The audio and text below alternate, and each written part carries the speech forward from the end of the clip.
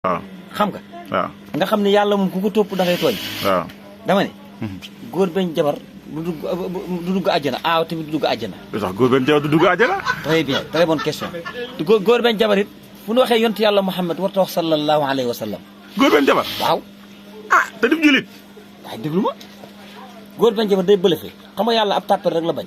waaw dëgg la moom. te alxuraan newoon na laqad kaana lakum fi rasulillahi uswatun xasana liman kaana yarjullaha wal yawmil axiri. dëgg la bu dee roy waayu rafet rek ngeen di roy lañ ci yontu yàlla Muhammad góor benn jabar lu royee ci yontu yàlla Muhammad est-ce que yonent bi ñaata jabar soxna la yor. ku tedd ki waaw kon fu waxee sallallahu alayhi wa sallam lu ko wax. góor benn jabar bu dee day gumba. ndax yàlla da ko waar puus mu lànk. ndax bu ñuy mayee soxna yaay wan naas ittaqu rabbakum allazi xalaqakum min nafsin waahida rek kooku da lay junj pour nga jàng ko boo demee ba ci biir mas naaw sulaasa. ñaar ñett la yàlla tudd boo in xiftum nag borom xam-xam yi tàppete koy wax borom xam-xam yi ragal yi ñooy wax in xiftum bu ngeen ragalee ni mun leen a nàngam. waaw bu ngeen wa in xiftum mooy tiir boo ragalee la yàlla tudd. moo tax bu la yàlla waaree yàlla gën a démocratique ci àdduna.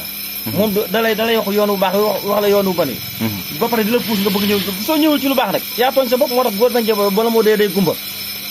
waaw ndax alxuraan nee na wa man aarada an zikri fa inna lahu maïsatan dankan wa nahsuruhu yawmal qiyaamati aman seetloo góor bañ jabar yi dañuy guddee ci àll bi. waaw yàlla ne ku dëdd sama waar wi ñi ma da nga am dund ko xat a xat moo tax góor bañ jabar yi dañuy am dund ko xat te it bu ko defee yawmal qiyaama bu fa ñëpp yeewoo di xippi yow da nga fa yeewoo gumba moo tax ñoom ñëpp ay bala ñoo dee dañuy katataak da leen di wombat ba ni leen suudee ci biir bàmmeel. bu dee aawa nag moom du dugg àjjana.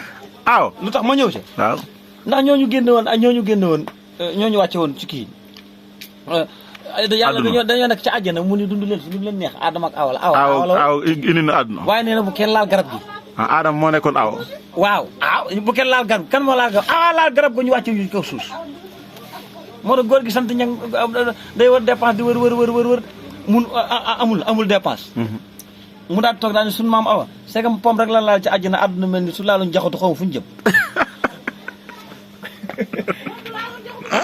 te yàlla ba mu ñëwee dafa indi rubu bi yeeg xul wallaahu ahad allahu samad la indi. la mel wax rubu bi yeeg wax daani bi nee na bu kenn jege benn wala ngay woote woo benn wala nga nekk ci benn. moom benn. waaw yàlla moom benn. waaw nee na képp koo xam ne yaa ngi woote woo benn wala nga nekk ci benn yaa ngi ci shirk. mu ne yonte bi lu ma lay bëgg-bëgg la in asrakta la yaxbatanna amaluka wala takunanna minal xaasiriin lu ma lay bëgg-bëgg nag saa waay bis boo xawee da nag man da xaw a def shirk rek bu boobaa ci xaasiriin yi nga bokk moo tax góor benn jabar yeeg aawa yeeg yëpp ay xaasiriin xam-xam nga neex xam-xam a neex